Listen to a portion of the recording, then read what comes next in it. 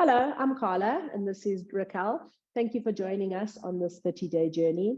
In this first day of our yoga practice, we are focusing on a very few basic yoga poses that will help you with strength, mobility, and flexibility. Have a set of bricks handy and also a bolster and a blanket. We are sitting on blankets, which helps to get that lift of the spine, and we'll just begin our practice with a few quiet moments focusing on our breath. So with the legs crossed in this Swastikasana position, bring your hands into the prayer position, extend up your spine, open up your chest. On an exhalation, just close the eyes. With the eyes closed here, you're focusing on your breath. You're trying to find a lovely smooth rhythm to your breath, a rhythm in your breath that can carry you through your practice. Keep the knees and the thighs settling down on each inhalation. Lift your spine, open up your chest. Bring your focus to your body on your mat. On an exhalation, drop your head down. Take a moment to salute the divinity within. Releasing your hands into your lap. Lift up your head and open your eyes. It's a good thing to get accustomed to changing the cross of the legs. So change the cross of the legs so that the other shin is in front. Generally, this might feel a little bit awkward. Your knees might be jumping up and you might not be able to get quite that extension of your spine that you're looking for. So sitting on a little bit of extra height will bring an elevation to the buttocks, and hopefully you're able to then, instead of having the spine dropping down with that buttock elevated, you're able to hopefully get an extension of the spine right from the sacrum. Feel whether you're able to settle the knees and the thighs down.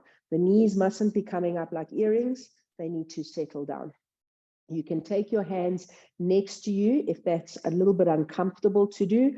Lift up the spine on an inhalation, open across the chest, and with each exhalation, settle the thighs down, quieten in the groin region. So that mobility of the hip and joint is quite important, that you maintain that mobility. So lift up the spine, get that separation, and each exhalation, you're releasing the thighs down.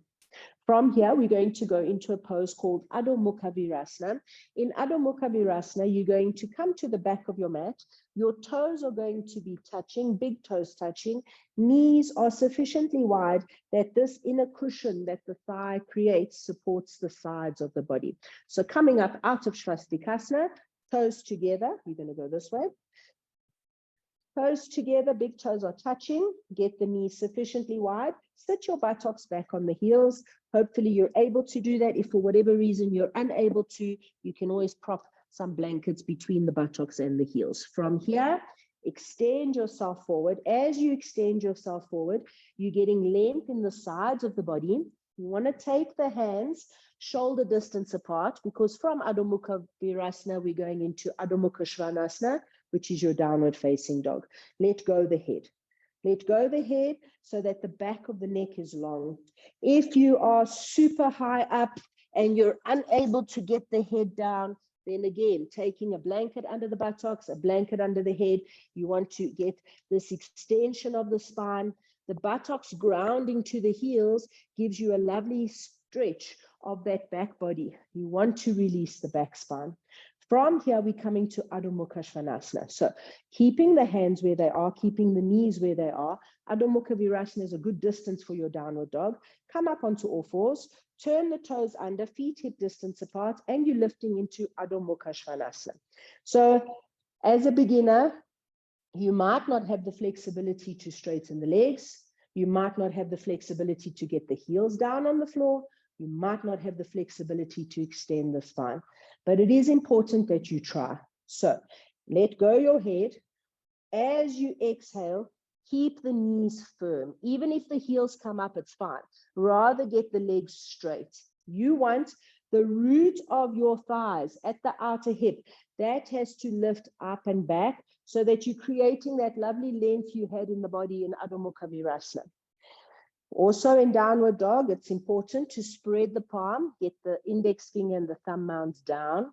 Feel whether your shoulder, the top shoulder, is scrunching. If it is, you want to coil the triceps towards the face and exhale, release the head, bring the spine into the body. So for beginners, if you're very tight, probably the hardest thing to do is to get the extension of your front spine. The sacrum has to come into the body. The buttock bones, if you're a beginner, you want to lift the buttock bones up and up and up. Breathe here. Keep pressing into the hands and moving the weight back to the legs. At any point in time, you can release back to Adho Mukha Virasana, where the knees are on the floor and the toes are together. So if you are a beginner, rest in Adho Mukha Virasana at any point. We are going to come into a lunge. Lunges are not the easiest things for people, but especially if you're not very mobile and flexible, they're important to practice. You'll take a set of bricks nearby or a bench at the front of your mat. Come back to Adho Mukha Svanasana at downward facing dog. So up on all fours, turn the toes under, come to Adho Mukha Svanasana. In this Adho Mukha Svanasana, you're going to take the right foot forward in a lunge. Look forward to where you want to go and bring the right foot in between the two hands. It might not get there, so you can use your hand to help that foot, bringing that shin into a nice perpendicular position. Taking your hands up on bricks will help you to create space so that you're able to keep the length in the spine, stretch into that back heel any amount, and if you drop the sacrum into the body, you're able to keep a nice straight line. Here, you are extending into the back heel. Keep this back knee absolutely strong so that that quadricep is working. From this lunge position, you're going to step back into downward facing dog. So you can let go of the bricks, hands on the floor, step back to downward facing dog. Once again, as a beginner, you've got the slope on your spine because you maybe don't have the capacity or the flexibility in downward dog. So you want to lift from the center hamstring, lift up the buttock bones. Lift up the buttock bones, keep the legs strong. Tip the pelvis. You want the sacrum to come into the body. Press into the hands. Make sure the index finger and the thumb mounds connect to the floor. Now, looking to the front of the mat, step the left foot forward into a lunge. Use the hand if you need to bring that left leg close. Keep that right leg fully extended, but the hips sinking down. If you feel compressed, then take the bricks. The bricks will give you a little bit of height so that you can get this length in the front body. You want length in the sides of the waist, and you want to keep the root of this right thigh lifted. You're stretching into that right leg strongly, working into mobilizing the hips in these lunges. Setting the bricks aside, come again to Adho Mukha Svanasana, downward facing dog. From downward facing dog, you can release in Adho Mukha Virasana if you need a break. Toes together, knees apart, settle here. If your arms are getting sore and tired, you can bend the arm and let the elbow rest on the floor. When you come to Adho Mukha Svanasana again, you want to extend the arms once more. So locking the elbow, extend the arms, get that full length of the spine. Come to Adho Mukha Svanasana yet again, downward facing dog. Downward facing dog is a wonderful pose to help you with strength and flexibility. You keep lifting the buttock bones. You keep bringing the sacrum into the body. There needs to be a tip in the pelvis. If you really struggle with that, you can micro bend the knees and then see, can I get that pelvis tipped? Can I get the sacrum into the body? Then with the sacrum into the body, you start to straighten the legs. So work your Adho Mukha Svanasana daily. Straighten the legs, firm up the knees. Keep extending the spine. You want to create length in the front spine. Now, coming to the lunge, step your right foot forward. We're taking very beginner poses today. So for now, take that left knee into the floor. You can turn the toes under so that that shin supports you. Now, keep the hips low, drop down. If you want to intensify the stretch on that front left quadricep, bring your hands interlaced onto your knee. You can bring your hands interlaced onto your right knee, find some stability there, and then see as you sink the hips down, is there more extension on that left front thigh? Keep sinking the hips down. Even if this knee comes beyond your toes, it's fine. When you're ready to release out of that lunge, take your hands to the floor, come to downward facing dog. From downward facing dog, again, micro bend the knees. See, can you get that tip of the pelvis when the knees are bent? Can you shoot the buttock bones up to the ceiling? Keep that spine into the body as you straighten up the legs as much as you can. Straighten the legs, straighten the legs. From this downward dog position, step the left leg forward. You can help it along if you need to. The right knee goes to the floor. Don't let this foot become a banana. You extend straight back. This shin pressurizes down, and you can bring your hands onto the knee. When you bring your hands onto the knee, you're not lifting the hips, you're sinking the hips. As you take the buttocks down and into the body, you get a lovely stretch in this front right quadricep, in this hip flexor region. Lots of people are tight in this hip flexor region because we sit a lot of the times. Now, hands to the floor, step back, downward facing dog. From downward facing dog, again, do whatever adjustments you need to do to really work on stretching the back of the leg to really extend the front body. And then we're coming to Adho Mukha Virasana, knees to the floor, toes together, rest. Rest your arms by resting the elbows on the floor, relax your shoulders, catch your breath here. So the important thing when you're working flexibility, obviously there's going to be a lot of lunges and forward bends and the like, but the important thing is that you're not bending forward. If you're bending to get to the floor, you're scrunching the front body and overarching the back spine. This is where taking support gets you into a position where your legs can be straight, your spine can be extended. So we're coming back to downward facing dog. From this downward facing dog, we're going to walk our feet forward into Uttanasana. So bringing your feet forward, once you, if you need to bend your knees, you do. And once you're here, take the bricks under your hands and start to straighten up the knees. Take as much height that you need. As a beginner, you might even need a chair. That's fine. So when you are super tight, you can see the buttocks are drooping down. There's no lift of the buttock bones. You want to firm up the knee joint, suck up the knee joint, keep the knee joint strong, and you're trying to lift the buttock bones. As a beginner, if you're very tight, the back has this rounded shape, and you need to get length in the front body. So it means that the sacrum has to come into the body. You want to tip in the pelvis. These hip bones in front have to extend forward and the spine must come in. Firm up the knees. The more you're able to grip the knee, the more you're able to work the quadricep, and the more you're able to extend and release the hamstring. Yes, it gets tiring.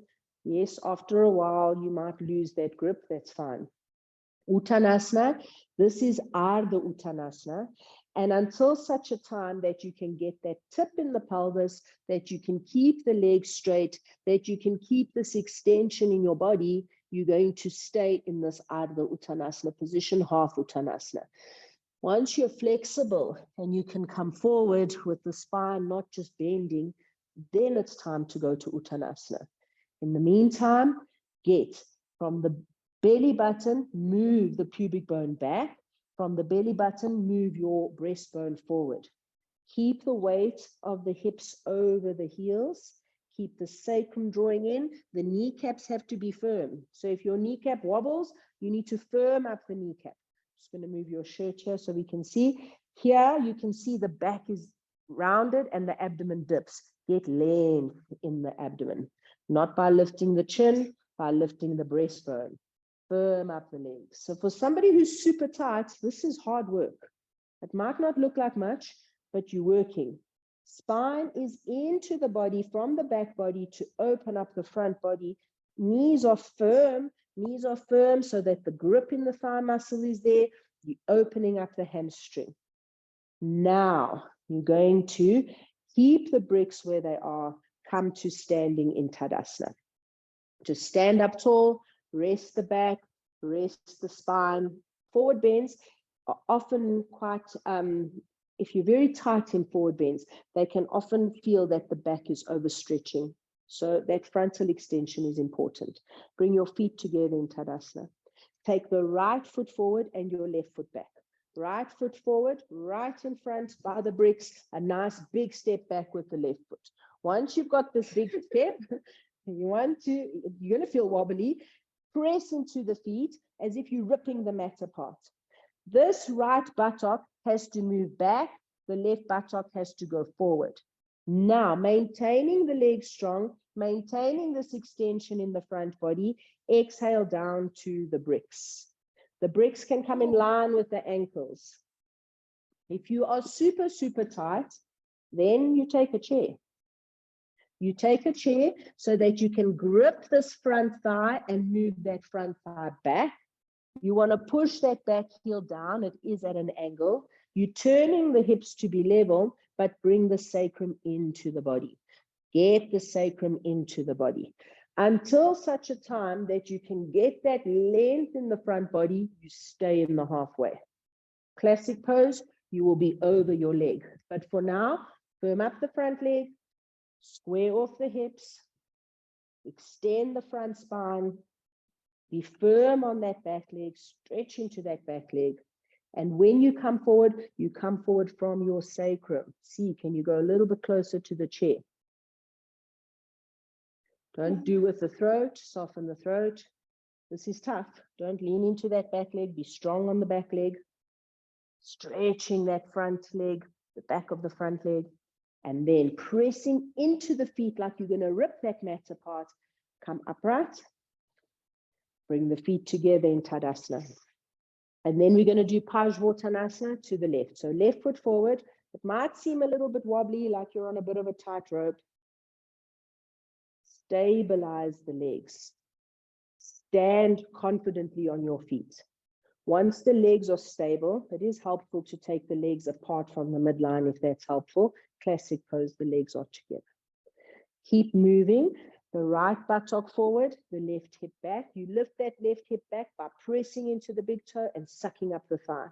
Then pushing into the back foot, come forward to the chair or to your bricks. You're doing a good job with the hips here, but then once you've got the hips level, dig the spine in, start to come forward. See, can you get closer to your leg? This back foot is at an angle. This back leg has to remain strong. See, can you go onto the palms? Can you deepen the forward bend? Keep pressing from the back body in, pressing into that back foot. Legs are strong. Press the feet into the floor. Suck up the knees and the thighs. Breathe in Parsvottanasana. Don't hold the breath, you hold the pose. Then, pushing the chair away from you, strong into the legs, come to standing upright and bring your legs together. In Tadasana, you can keep the feet apart, especially if you are a beginner. Line up your 2 feet, make sure one is not in front of the other. Suck up the kneecaps, draw up the thighs, come forward to your support. You can either come to the chair or you can go to the bricks. You're trying to keep the legs firm. You're trying to see, can the sacrum come in a little bit more? Firm up the knees. So working on flexibility, especially if you're this tight, is not going to be something that you can just achieve overnight. You have to put in the effort. You have to put in the work. You have to train. You have to practice. And over time, slowly, slowly, you will see that there will be progress. Now you're going to push yourself away from the chair, come to standing in Tadasana. We're going to just finish off. All the poses we've done today have all been poses with the hips closed. So we're coming to a pose called Supta Baddha Konasana. Baddha Konasana is the bound angle pose. Supta Baddha Konasana is lying down. You take a pillow or a bolster lengthways on your mat, a pillow or a blanket for your head, sitting in front of the bolster. Bring the feet together, knees apart. Make sure there's a little bit of space between you and the bolster. Now, when you come to lying down, rest on your hands. Rest on your hands. You're going to lie on the bolster. Do a little bit of a pelvic tilt so that the flesh of the buttocks is away and come down to lie on the bolster. You're making sure that the bolster is centered.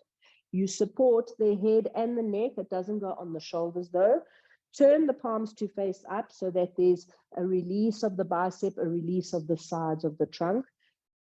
If your hips are very tight and this is really uncomfortable in the groins, you can take your bricks or some blankets or pillows to support the outer thigh region. Otherwise, just let the feet, the knees come apart, close the eyes. Just have a little rest here with the legs wide, the groins open. Just allowing the hamstrings, the quadriceps to release where you've worked them. Supta Baddha Konasana is a restorative pose. You're trying to already quieten the breath in preparation for Shavasana. Shavasana is just lying down on your back. So put your knees together, roll off your bolster, and you can come to lying down flat on your back with just a blanket for your head. The blanket for the head is there for support. It's also helpful to bring that slope from the forehead to the chin. Relax your shoulders, relax the feet, right from the hips. Let go any tension in the body. Quiet, few breaths here. Soft inhalation, peaceful exhalation. Just feeling the effects of your practice on your body. Releasing any tension and tightness from the body.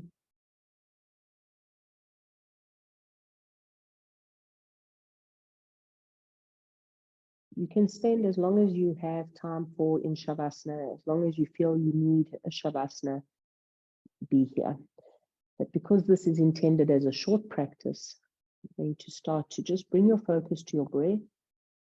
Let that inhalation become deeper, more profound, so that it draws you back to consciousness. You can bring your hands to rest anywhere on your tummy where it feels comfortable for you. Connect with your breath here. And then on the next breath in, stretch your arms over your head. You can yawn or sigh the breath out. Bending your knees, roll onto your right-hand side. You can stay in that fetal position with your head cradled in your right arm. Cradle there for a moment. The left side of the body is holding you in this Shavasana state. The knees curl into the chest so that there's more quietness. When you feel ready to come up, when the eyes feel ready to open, pressing into the left hand, work your way back into a seated position. Once you are seated, again, just close the eyes, bring your hands into the prayer position, come back to your breath. Feel any sensations in your body from your practice. Connecting with your body and your breath. Take a moment here to give thanks for the health and strength of your body.